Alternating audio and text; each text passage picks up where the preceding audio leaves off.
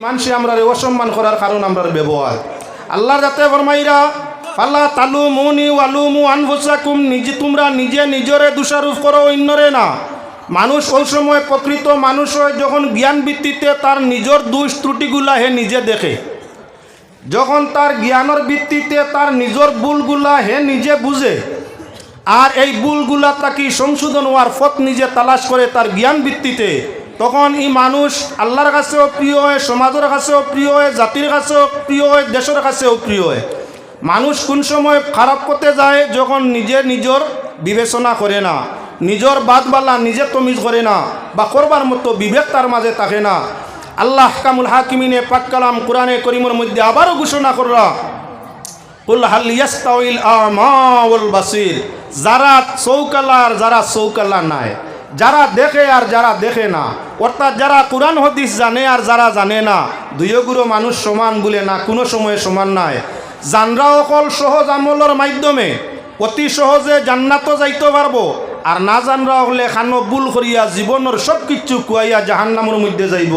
ও তার লাগিয়া উলামায়ে কেরামর দরজা আল্লাহ কামুল হাকিমিনে অনেক বড় করছেন, আর লগে জানাই দিছেন ওয়াল্লাযিনা উতুল ইলমা দারাজাত, আল্লাহ যারারে জ্ঞান দিছেন, শরীয়তের জ্ঞান যারারে দিছেন, কোরআন হাদিসের জ্ঞান দিছেন, আল্লাহর যাতে ফরমাইরা তারার রুতবা মর্যাদা, তারার স্তর মান সম্মান সব কিছুরে আল্লাহ বুলন করিয়া দিছেন, বাড়াইয়া দিছেন।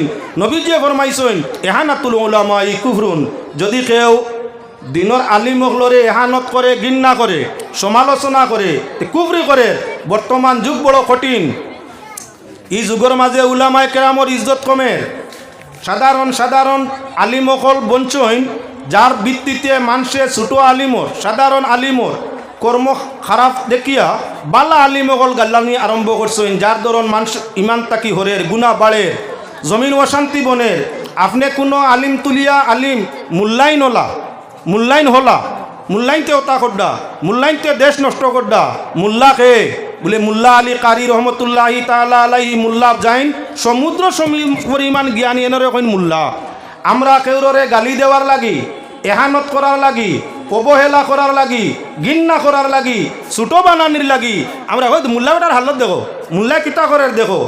ও যে এহানত, এই এহানত আল্লাহর কাছে পছন্দ নাই, নবীর কাছে পছন্দ নাই। আপনি মুল্লা শব্দ বালা করি জ্ঞান অর্জন করেন, দেখেন মুল্লা হইয়া থাকলো সমুদ্র পরিমাণ জ্ঞানী, যারা সাধারণ জ্ঞানী নাই উচ্চ জ্ঞানী তার নাম হইয়া থাকলো মুল্লা। তাহলে আমরা মসজিদের মিয়া সাহেব রে স্তরে ডাকি খেনে বলে আমরা গ্রামের সপ্তাহে তাই নূর দেও, তার লাগি তানে আমরা মুল্লা কই।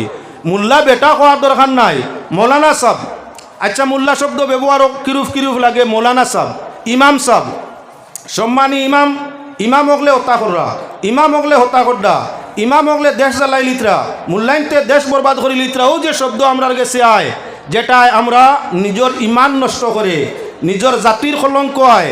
আল্লাহর বন্দেগান ইমাম খাই বাখারা বলে সাইড হইয়া আমি যদি আপনার কাছে দেখানি যাই, পয়লা হইয়া থাকলো আমরা শরীয়তর 4 ইমাম, শরীয়তর 4 জন ইমাম। এরা সমুদ্র নাই, মহাসমুদ্র জ্ঞানী, শুধু সমুদ্র নাই মহাসমুদ্র জ্ঞানী। যেমন ইমাম আবু হানিফা সাহেবের ব্যাপারে ইলাও আলোচনা আইছে যে আসমানও যদি কোনো শরীয়তর জ্ঞান থাকতো তাই জমিনটাই টানিয়া আনতা পারতা, কেমন জ্ঞান তার মাঝে আছিল। এই নইয়া থাকলা মজহবর ইমাম আবু হানিফা রহমতুল্লাহি তাআলা আলাইহি। ঠিক হজরত ইমাম শাফি, ইমাম আহমদ হাম্বল, ইমাম মালিক, 4 মজহবে 4 ইমাম। এক ইমামর দরজা কতখান, একজন এই যে মজহবি ইমাম একজনের দরজা যদি আপনার সামনে আলোচনা যাওয়া যায় কইটাই কই যে বহু লম্বা আলোচনা। তাই যদি আমরা কই ইমাম হকলে দেশ বরবাদ করডাতে ইমাম আবু হানিফা সাহেব পর্যন্ত গিয়া পৌঁছিছে। আকাইদর ইমাম আবু মনসুর মাতৃদিও কুয়া আর আবু মুসা আশরিও কুয়া আকাইদর বিভাগের 2 ইমাম, যাহার জ্ঞান হইল মহাসমুদ্রের মতো। আপনি ইমাম কইয়া গালি দিলে ইমাম আপনার আবু ইউসুফ কুয়া, ইমাম মুহাম্মদ কুয়া, ইমাম জুফর কুয়া, ইমাম আবু মনসুর কুয়া, ইমাম আবু মুসা কুয়া, ইতা গালির মাঝে আপনার হামাইত্রা। আর আল্লাহ রসুলের হাদিস আলিম উলামারে এহানত করলে দিন কমে, আলিম উলামারে ঘৃণা করলে হেদায়ত কমে, আলিম উলামারে এহানত করলে আপনার কি খয়র বরকত রহমত কমে। আলিম উলামা ওগুলোর অনুসরণ করলে, সঠিক ব্যক্তি ওগুলোর অনুসরণ করলে দিন মিলে, দুনিয়া মিলে, আখেরাত মিলে, আল্লাহর পক্ষ তাই নিয়ামত মিলে। এজন্য মুসলমান আমরা দরকার হইয়া থাকলো আমরা যারা রে আল্লাহ সম্মান দিছইন সম্মান রে খেয়াল করতাম, এরারে অসম্মানই করতাম না।